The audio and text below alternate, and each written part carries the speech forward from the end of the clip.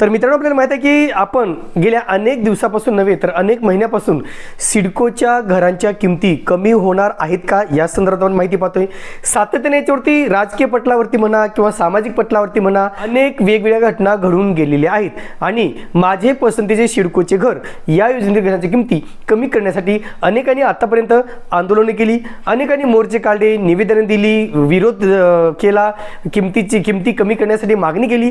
अनेक मार्गांनी का होईना पण या विजेत्यांनी आपली मागणी शासनासमोर ठेवलेली होती आणि त्याच घरांची किमती कमी करण्यासाठी आतापर्यंत 3 ते 4 वेळा एका मीटिंगचं आयोजन करण्यात आलं होतं किंवा मीटिंगची तारीख ठरवण्यात आलेली होती। परंतु काही ना काही कारणास्तव किंवा काही ना काही कारणामुळं ही मीटिंग होऊ शकली नाही किंवा ही बैठक होऊ शकली नाही आणि त्याच्यामुळं या सिडकोच्या घराच्या किमती कमी होणार आहेत किंवा नाही हा खूप मोठा प्रश्न विजेत्यांसमोर किंवा येणाऱ्या अर्जदारांसमोर पडलेला होता। आणि आता मित्रांनो, आपण पाहिलेले की मागची जी काही मीटिंग होती 6 ऑक्टोबरची ती सुद्धा रद्द झाल्यामुळे अनेक विजेते अनेक अर्जदार हे हतबल झाले होते की आता आम्ही नक्की काय करावं। परंतु त्यांनी कुठल्याही प्रकारे आपली आशा सोडलेली नव्हती, सातत्याने ते याचा प्रयत्न करत होते, सातत्याने याचे अपडेट घेत होते की नेमकं किमती कमी केल्या जाव्यात किंवा या घराच्या किमती कमी केल्या पाहिजे।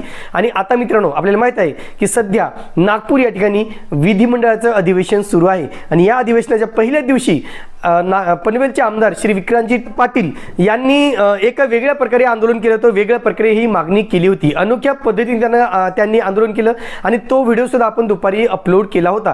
त्याच्यानंतर मित्रांनो, दुपारी जे काही विधिमंडळामध्ये ज्या काही घडामोडी घडल्या त्याच्यामध्ये याच प्रश्नाला घेऊन सिडकोच्या प्रश्नाला घेऊन राष्ट्रवादी पक्षाचे आमदार श्री माननीय शशिकांत शिंदे यांनी सुद्धा या प्रश्नावर चर्चा करून आणली आणि या पंचतारांकित प्रश्नावरती शासनाला मात्र आता नक्कीच विचार करावा लागत आहे। जेव्हा हा प्रश्न उपस्थित केला मित्रांनो, त्याच्यावरती बरीच चर्चा झाली आणि ते चर्चा झाल्यानंतर नेमकं सिडकोच्या घराची किमती कमी करण्याची खरंच म्हणजे शासनाला आवश्यकता वाटते का किंवा तशी त्यांची अपेक्षा आहे का, तर त्यासाठी सुद्धा अनेक बाबीवरती चर्चा झाली आणि चर्चेनंतर मित्रांनो एक अतिशय महत्त्वाचा निर्णय घेतला गेला आहे।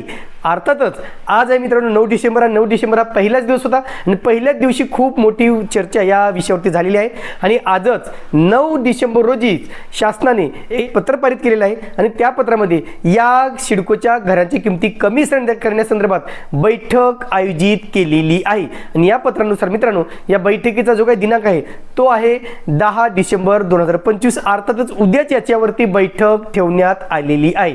नेमकं पत्रामध्ये काय सांगितलं मी थोडक्यात शॉर्टकट मध्ये सांगतो। हे पत्र आहे मित्रांनो 9 डिसेंबर 2025 तातडीचे बैठक प्रति व्यवस्थापकीय संचालक शहर व औद्योगिक विकास महामंडळ महाराष्ट्र मर्यादित सिडको निर्मल नरिमन पॉइंट मुंबई सिडको महामंडळाने बांधलेल्या सदनिकांच्या किमती व इतर विषयाबाबत बैठक। बघा, सदनिकांच्या किमती आणि इतर विषयाबाबत बैठक संदर्भ माननीय उपमुख्यमंत्री नगरविकास कार्यालयाचे पत्र दिनांक 9 डिसेंबर 2025 म्हणजे उपमुख्यमंत्री कार्यालयाकडून नगरविकास विभागाकडून एक पत्र काढण्यात आले होते। त्या पत्राच्या अनुषंगानेच ही बैठक ठेवण्यात आलेली आहे। काय सांगितलं महोदय, माननीय उपमुख्यमंत्री नगरविकास महोदयांच्या अध्यक्षतेखाली सन 2025 पावसाळी अधिवेशनातील लक्षवेधी सूचना क्रमांक 589 लक्षात घ्या।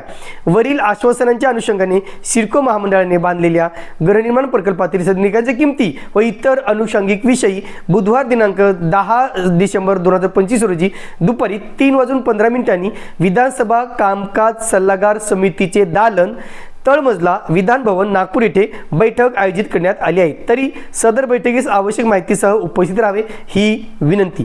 आपला लक्ष्मीकांत जाधव, कार्यासन अधिकारी महाराष्ट्र शासन। हे पत्र कुणाला दिले मित्रांनो, प्राप्त बैठकीस आमंत्रित करण्यास्तव अग्रेषित मान्य श्री शशिकांत शिंदे विधान परिषद सदस्य आणि मान्य श्री विक्रांत पाटील विधान परिषद सदस्य असं तिथे दिलेलं आहे।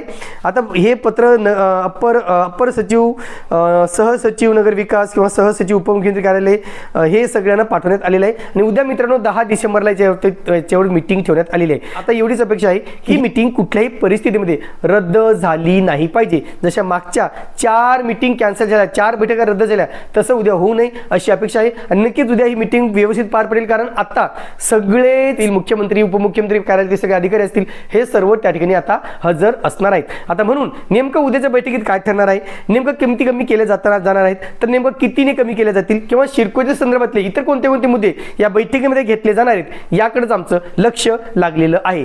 तुर्तास मित्रांनो इथेच थांबतो, पुन्हा भेटूया एका नवीन व्हिडिओसह। तोपर्यंत आपली रजा घेतो. धन्यवाद.